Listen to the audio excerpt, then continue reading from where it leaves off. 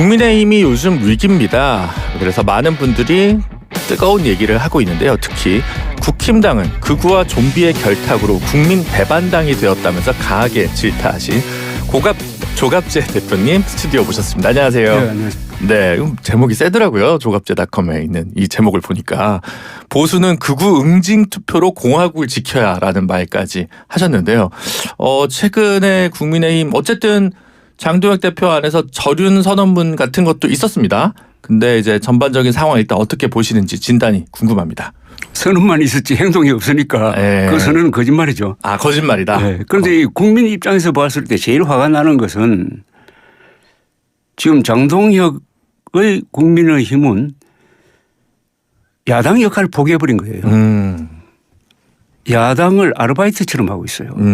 가끔 한다. 그런데 본업이 있어요. 네. 본업은 장동혁 세력을 공격을 해가지고 결과적으로는 민주당 정권 도우미예요. 그러니까 민주당 정권 도우미가 본업이고 야당은 아르바이트처럼 하니까 아니 세상에 좀 예를 하나 들면은 작년 11월 네. 한동훈 전 대표가 검찰의 대장동 사건 항소 포기를 네. 맨 먼저 거론해가지고 한 달 동안에 여론을 뒤집었다고요. 네. 그때 정권의 위기였습니다. 네. 바로 그 순간에 단계 사건 들고 나와가지고 한동훈 대표를 괴롭히니까 한동훈 대표 또한 이 민주당과 싸우는 여력이 좀 줄어들어 버렸어요. 국힘은 아예 포기를 해버리고 네. 그래서 위기에서 벗어나도록 만들었잖아요. 네. 왜 그때 정성호 법무장관 탄핵 발의를 안 합니까? 네. 그래서 제가 야당 역할은 부업이고 본업이 결국은 민주당 도와주는 도움이다. 뭐 이런 말을 하는데 네. 그게 지나친 말이 아니잖아요. 네. 예. 그렇죠. 어쨌든 탄핵 자체는 의결은 안 되더라도 발의는 3분의 1. 발의를 하고 압박을 했으면은 네. 그 뒤에 지금까지 쫙 밀리는 거기에 상당한 방파제 역할을 했을 가능성이 있어요. 네. 근데 지금 그 대표님은 심지어 보수는 극우 응징 투표로 보수를 재건 문명 건설 세력의 챔피언 자리로 복귀하여 민주공화국을 수호할 의무와 권한이 있다 이렇게 쓰셨는데 그러면 이번에 국민의힘 찍지 말자라는 얘기입니까? 아니면 그 정도로 압박을 하면서 국민의힘 바꾸라는 얘기입니까? 선택적 투표를 해야 된다고 봅니다. 선택적 후보 투표. 하나하나를 보고 최소한 갈라야 될 게 국힘에서 내세운 이 후보는 부정선거 음모론자냐 아니냐를 봐야죠. 예. 부정선거 음모론자면 안 찍어야죠. 그런데 부정선거 음모론자는 아니고 네. 나름대로 양식 있는 사람이라 하면은 뭐 찍든지 말든지 최소한 부정선거 음모론자 그리고 계엄 옹호론자는 안 찍어야죠. 예. 그건 국민의 의무잖아요. 그죠? 네. 예. 그런 의미에서 네. 그런 개별적 투표를 하잖아요. 무슨 얘기인가 싶어가지고 국민의힘 찍지 말자고 하면 많은 또 국민분들은 조갑재 대표가 민주당을 찍자고 하니까 이렇게 좀 이해하실 수 있을 것 같다는 생각이 들어서 질문을 드렸는데 그래서 지금 보수와 관련해서 오늘 여러 가지 일이 있었습니다만 오세훈 서울시장이 오늘 일단 등록 안 하겠다고 했습니다. 장동혁 체제의 변화가 아직 성에 차지 않는다. 이런 의미로 좀 보이는데 그래도 너무 그건 처음에는 좀 긍정적으로 보던 이런 거는 좀 메시지 관리 실패 아니냐 이렇게 보시는 분들도 아까 1, 2부에 좀 있었거든요. 오세훈 시장의 오늘 후보 등록 안 하는 이 선택에 대해서 조갑재 대표님 어떻게 보십니까? 이 선거를 포기하는 것은 가수가 무대를 포기하는 거하고 비슷하잖아요. 네. 이 선거는 엄청나게 큰 선거고 중요한 선거잖아요. 그건 신중하게 생각해야 될 거고요. 네. 그 대신 한동훈 전 대표를 제명한 문제에 대해서 말을 해야 된다고 봅니다. 그러니까 지금 좀 모호하게 네. 진정성을 보여라 뭐 가시적 뭐 조치를 취해라 하는데 그렇게 하지 말고 제명한 한동훈 전 대표를 복당시켜라 이렇게 말하면 안 될까요? 그걸 조건으로 딱 던져버리는 거예요. 네. 그러면은 완전히 지금 뭡니까 사람들이 명확하게 알 것 아닙니까? 네. 그러면 한동훈 세력도 이 오세훈 시장에 대해서 좀 우호적으로 볼 거고 그래서 오늘 뭐 양상훈 칼럼에 나오듯이 네. 오세훈, 한동훈, 이준석 이런 사람들의 연대를 할 수 있는 기본적인 어떤 정서가 깔릴 수도 있고 또 그 말은 그렇게 해야 된다고 생각합니다. 그런데 네. 오세훈 시장이 행정가로서 해놓으니까 이 정치적 용어가 조금 선명하지 못해요. 그러면 그러니까 말씀하신 대로 양상훈 조선일보 주필은 이제 오세훈, 이준석, 한동훈 연대만이 이제 보수의 살 길이다. 근데 자기도 본인도 그 가능성은 좀 낮은 것 같다. 맞아요. 이렇게 예, 얘기를 그렇게 했고 얘기했는데. 오늘 그 칼럼을 보시고 대표님이 조갑지 닷점에 글을 썼습니다. 예. 오세훈 시장 서울 출마, 이준석 경기도지사 출마, 예, 예. 한동훈 부산 재보궐 출마 예. 이렇게 가야 된다라고 했는데 그러면 일단 첫 번째 오세훈 시장은 왜 한동훈 대표 제명에 대해서 직접적으로 아직까지 언급을 안 하고 있는 걸까요? 언급을 안 해도 그게 그거라는 건 다 알 수가 있잖아요. 그죠? 네. 예. 그런데 그것은 그분의 성격과 관계 있는 것 같아요. 좀 더 그런데 말씀하신 대로 좀 큰 정치를 하려면 행정가의 모습에서 정치인의 모습으로 거듭나려면 오세훈 시장이 그 정도는 시원시원하게 해야 되는 거 아니에요? 해야 됩니다. 네. 하나 안 하나 의미는 그건데 하는 것과 안 하는 것의 위험 부담은 뭐 똑같다고 봐요. 네. 예. 그냥 잠재적 경쟁자로 봐서 굳이 복권시키지 않으려고 하는 게 아닌가? 예를 들면 장동혁 체제가 위기면 이준석 대표나 한동훈 대표는 지금 국민의힘 바깥에 있고 그렇죠. 그럼 국민의힘 안에서 혁신파는 나야 나.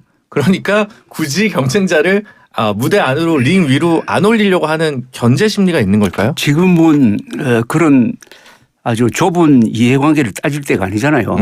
보수 재건이라는 엄청난 큰 주제가 있고 그 보수 재건을 위해서 판이 벌어졌잖아요. 네. 여기서는 아주 현실적인 선택을 해야 되는데 그 현실적인 선택은 세 사람이 한 덩어리로 저는 이제 보수 재건의 뭐 삼각편대라는 그런 말도 한번 지어봤습니다. 네. 그랬을 때 이 승수 효과라 그럴까 시너지 효과가 나오잖아요. 그죠?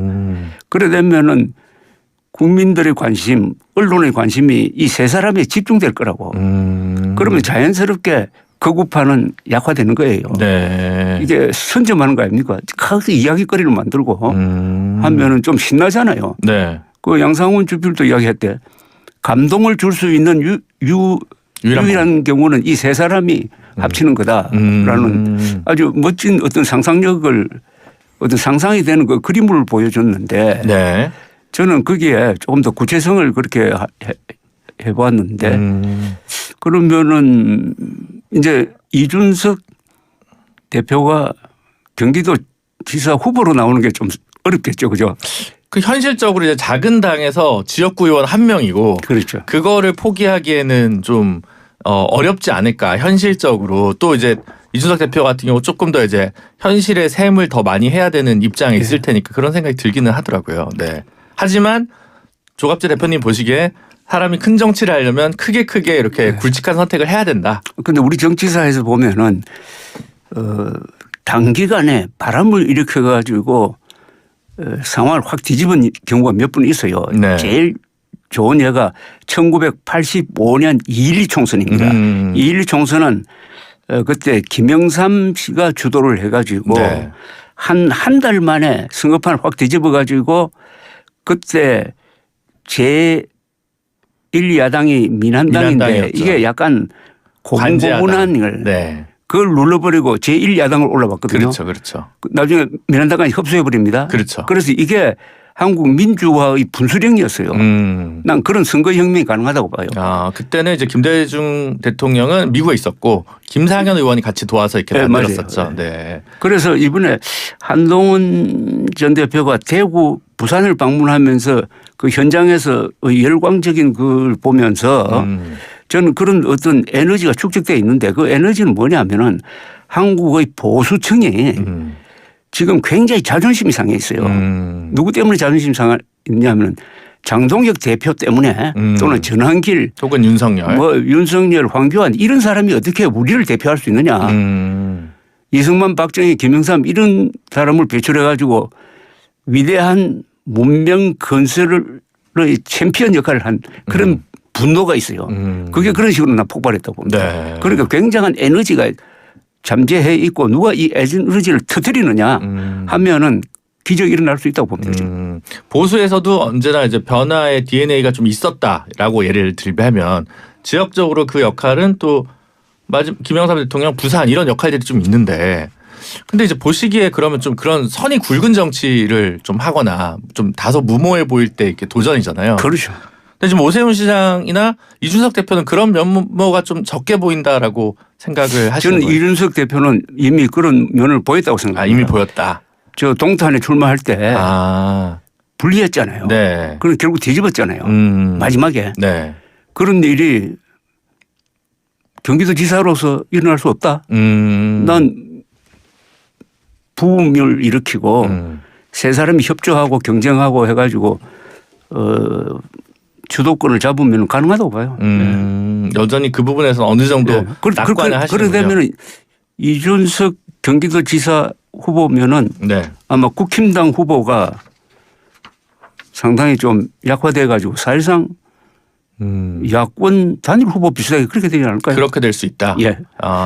그렇죠. 예전에 그 2014년 지방선거에서 유시민 후보가 오히려 더 큰 정당이 김진표 후보의 단일화를 이끌어낸 경우가 있기는 했었으니까 비슷한 경우가 있을 수는 있다고 생각이 드네요. 근데 현재 이대로 가서는 안 된다라는 거고 그게 대안이라는 거고 중간에 그런 말씀도 방송에서 하셨어요.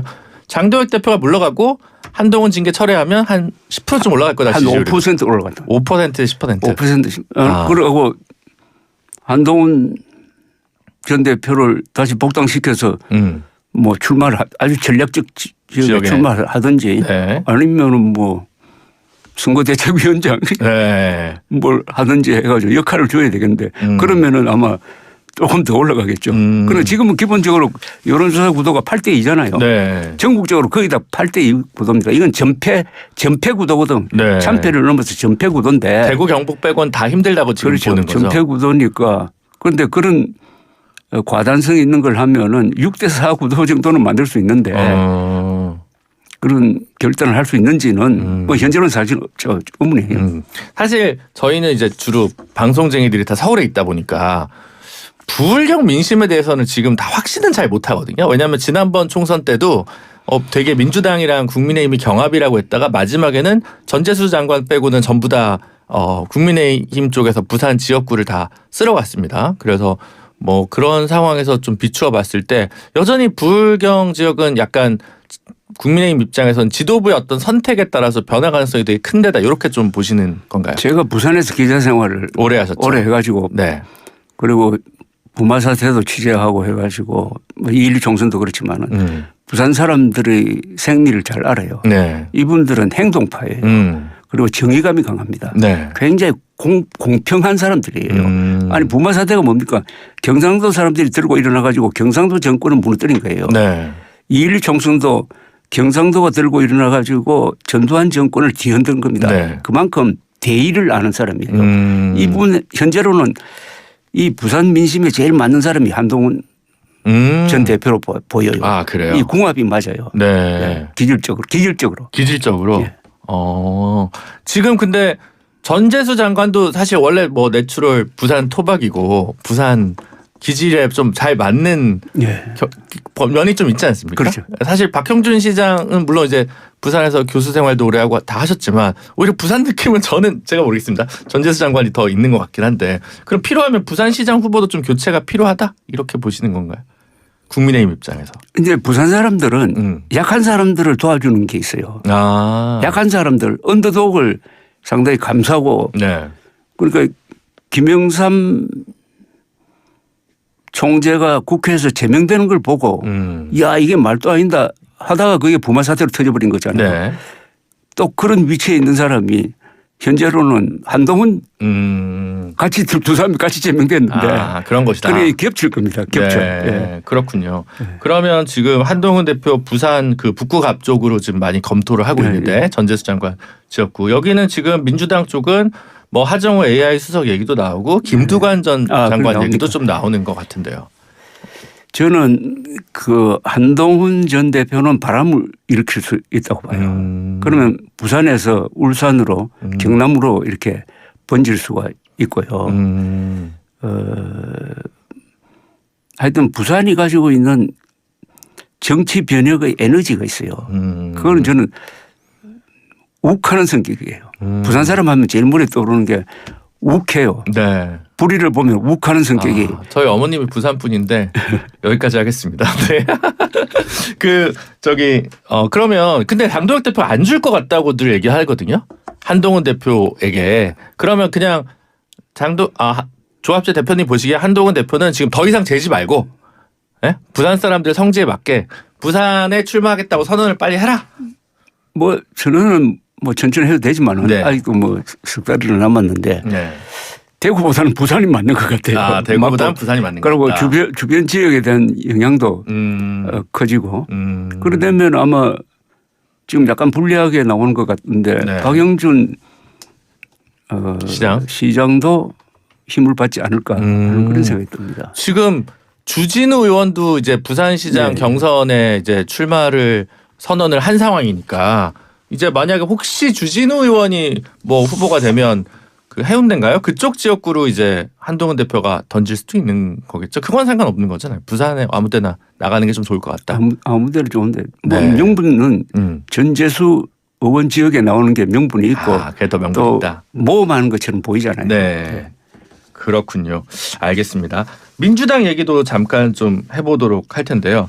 지금 일단 민주당 얘기도 대통령은 지지율이 좋습니다. 그렇죠. 그리고 민주당은 사실 약간 좀 내분 같은 느낌을 좀 많이 받는데 이런 얘기를 많이 해요. 이게 지금 다 제1야당이 이렇게 무능하지 않으면 민주당이 그렇죠. 이러한 분열이나 균열을 드러내지 않았을 것이다. 그렇죠. 그런 분석에 확실히 동의하시나요? 아니 민주당 입장에서 보면은 네. 야당은 없는 것과 마찬가지고 네. 한동훈 전 대표를 공격하는 거 보면은 우리의 도움이다. 좀 귀염둥이다 이렇게 생각 안 할까요? 그렇겠죠. 그런 느낌이 보이잖아요. 네. 그러니까 대놓고 폭주하고 있잖아요. 물론 이런 식으로 가다가는 또 네. 다른 자충수를 둘 가능성도 있는데 저는 지금 일어나고 있는 것은 기본적인 그 깔린 것은 이재명 대 문재인이라고 봅니다. 이재명 세력과 문재인 세력의 이념적인 차이. 네. 그다음에 여러 가지 지지난 대선 때의 네. 그 어떤 앙금 그런 게 있는데 저는 이것도 나름대로 의미가 있다고 봐요. 예, 근데 이게 이재명 대통령으로 대표되는 실용 노선과 네. 정청래 문재인으로 대표되는 극좌 노선의 노선 투쟁이라고 하면은 이건 바람직합니다. 이걸 통해서 아마 전체 여권의 흐름이 저는 중도화될 거라고 봐요. 가운데 쪽으로 가지 더 이상 왼쪽으로는 안 갈 거라고 봅니다. 네. 예. 근데 사실 그러니까 법사위에서 이제 강경파라고 하는 네. 추미애 의원이나 김용민 의원이나 네. 정청래 대표는 예전에 문재인 정부 시절에는 막 친문이라고까지 평가되지는 좀 않았던 것 같거든요. 그래서 친문 대 친명인지 저는 잘 모르겠다는 생각도 들긴 하지만 어쨌든 당이 대통령을 잘 안 도와주고 있는 거는 확실하잖아요. 그럼 지금 보면 대통령의 도우미는 장동혁이고 방해꾼은 민주당의 그러니까 주류고 이게 이런 건. 극좌 극우는 장동혁, 네. 극좌는 저 정청래 네. 이런 구도예요. 그렇게 보신다. 그러면은 각 진영에서 지금 노선 투쟁이 동시에 일어난 거하고 마찬가지예요. 네. 그러면은 오래 가면은 극좌 극우가 약화되고 네. 이 중도 또는 이 합리적 보수가 네. 주도권을 잡아가지고 이렇게 가까워지는 수렴하는 그러니까 저는 여기가 국가 중심 세력이라는 말을 좋아하는데 네. 국가 중심 세력으로 바이털 센터로 수렴하는 큰 흐름이 만들어질 수 있다고 생각해요. 확실히 지금 이재명 대통령 지지율은 정당 지지율을 훨씬 그렇죠. 상회하고 있고 그 지지층의 분석을 조사해 보면 중도층이나 국민의힘 지지층도 꽤 많이 맞습니다. 있는 부분은 사실입니다. 그래서 이것을 요즘 들어서 이제 뉴 이재명 현상이라고도 좀 하는데 그 현상 자체에 대해서는 그럼 어느 정도 긍정성이 있다라는 저는 생각을 하시는 매우 거죠? 긍정적으로 네. 보고요. 뉴 이재명 현상도 있지만은 한동훈 현상도 있거든요. 네. 이 양쪽은 공통점이 있어요. 그건 뭐냐면은 헌법과 사실과 상식을 그래도 존중하려는 세력 아니겠느냐. 그런데 이 사람들이 어느 정도 되느냐 하면은 저는 우리나라 전체 국민 중에서 한 70% 된다고 봅니다. 그럼 그게 어디서 나오느냐. 탈원전을 안 하고 탈원전하겠다는 쪽으로 바뀐 거 아닙니까? 네. 그랬을 때 찬성률이 70%더라고요. 그리고 한일 관계를 실용적으로 관리하는 데 대해서 물으면 70%가 찬성이에요. 네. 요 세력입니다. 요 70%. 그리고 탄핵에 찬성했던 네. 그것도 묘하게 70%예요. 네. 그래서 이 70%의 든든한 국가 중심 세력이라고 그럽니다. 저는 중심 세력이고 저는 바이틀 센터 행동하는 중심 세력 사일런트 모조리티가 아니고 그게 있어요. 그러니까 이걸 믿고 정당이 앞으로 그 행태를 바꿀 수도 있지 않느냐 하면은 정치가 업그레이드 되는 거 아니냐. 그러니까 지금 보수 중도 진보 개념 좌우 개념 이게 결국은 냉전 시대의 20세기적 어떻게 보면 지형이다. 유물이라고. 지금 AI 시대로 들어왔는 마당에 그걸로 계속 정치를 좌우로 구분할 수 있느냐. 대표님 말씀은 국민의 4분의 3이 동일한 생각을 갖고 있지는 않겠지만 어떤 사안에 대해서 4분의 3 정도가 동의합니다. 그 지점에 맞춰서 포커싱하는 그렇죠. 정치 세력이 앞으로 메이저리티가 될 것이다. 그렇게 가야 된다. 그 세력이 존중하는 게 헌법과 사실이에요. 그건 객관적이잖아요. 알겠습니다. 지금 이렇게 그 보수나 뭐 진보나 가리지 않고 고언을 아끼지 않고 계신데 밖에서 저희 제작진이 궁금한 거예요. 한동훈 대표 측이랑 따로 좀 얘기를 해서 뭔가 좀 강하게 주문을 하신다든가 뭐 식사를 한번 하신다든가 이런 좀 개인적인 연은 별로 없으신가요? 뭐 좀 있어요. 가끔 있습니까? 네. 뭐 그분이 물러나고 나서 네. 그러니까 벌써 재작년이네. 재작년 12월에 아주 홀가분한 입장에서 만났을 때 네. 서로 이야기를 해보면서 제가 느낀 바도 있고 하여튼 말과 글이 되는 사람이고 판단력이 빠르고 네. 그리고 특수부 검사로서의 장점도 있습니다. 자꾸 특수부 검사를 이렇게 비판하는 데 쓰지만은 아니 이분은 돈을 번 국부를 번 검사잖아요. 네. 론스타 엘리어트 소송을 통해서 7조를 벌었잖아요. 네.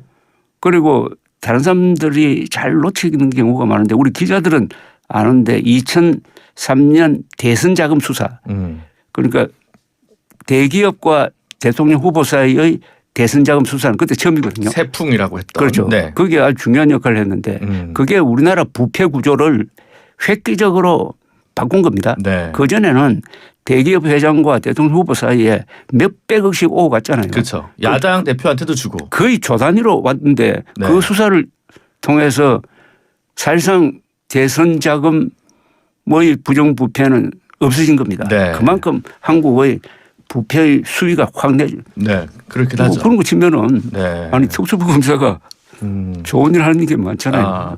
마지막 요거 하나 물어볼게요. 오세훈 시장이 어쨌든 주문을 하나 더 했습니다.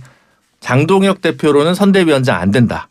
이런 얘기를 일단 한 것 같아요. 근데 조갑재 대표님도 이제 지금 장동혁 대표 뭐 퇴진 얘기했지만 어쨌든 선대위원장이라 좀 교체해야 된다. 뭐 이런 의미는 많이들 얘기를 하실 것 같은데 어떤 분이 좀 적절한가요? 말하자면 보수의 변화를 이끌어낸 상징적인 인물로 선대위원장이 누가 딱 새로 와야 된다면. 원리대로 이야기하면 이거예요. 네. 최근에 그 결의문 있잖아요. 네. 결의문 그 문장을 그냥 그대로 해석하면은 우리가 추구했던 윤석열 노선은 틀렸다. 네. 그 말은 한동훈 노선이 옳았다는 거예요. 그 말이 탄핵에 찬성했던. 그렇죠. 한동훈 노선이 결국 옳았다는 것을 고백하는 거예요. 네. 그러면 고백하는 그거에 따라서 행동하면은 한동훈 전 대표를 복당시키고 한동훈 전 대표가 비대위원장이든지 선거대책위원장으로 해가지고 이 선거를 이끌어 가도록 하는 게 원론적으로는 맞다 이거예요. 순리대로 가면. 네, 순리대로. 그러나 이 정도 위기에 처하면 과거의 네. 정당은 그렇게 했습니다. 확 바뀌었어요. 네. 180도로 바뀌었어요. 그래서 국면을 확 전환했는데 네. 장동혁 그리고 그걸 둘러싸고 있는 거구파는 네. 그런 거하고는 너무나 멀리 떨어져 있어서 네. 제가 이 이야기를 하면서도 네. 이게 뭐 실현 가능성이 있겠나 하면서도 네. 그런 이야기는 합니다. 예. 근데 장동혁 대표도 어쨌든 당대표 선거를 경선을 통해서 당선을 된 거잖아요. 예. 당원들의 선택을 그렇죠. 받아서. 그리고 그때 한동훈 대표도 출마를 해서 안 된 건데 말하자면.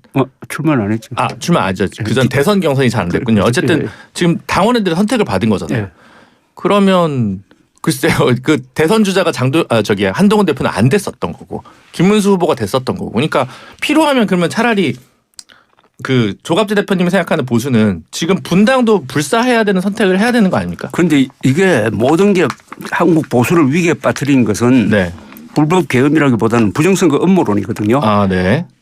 지금 보수층의 한 50%가 부정선거라는 황당무계한 이 거짓말에 믿고 있어요. 쏟고 있다고 생각하는데 네. 이 국민의힘 당원들은 그 비율이 훨씬 더 높을 거래요. 네. 한 60대 70% 됩니다. 그렇습니까? 그러면 이 100만 명 되는 이 당원들이 사실은 문제예요. 네. 이 당원들이 어떻게 바뀌느냐. 이건 앞으로 두고 문제예요. 그러니까 국회의원들도 당원 눈치를 보게 되잖아요. 네. 그럼 이 구조를 어떻게 깰 거냐.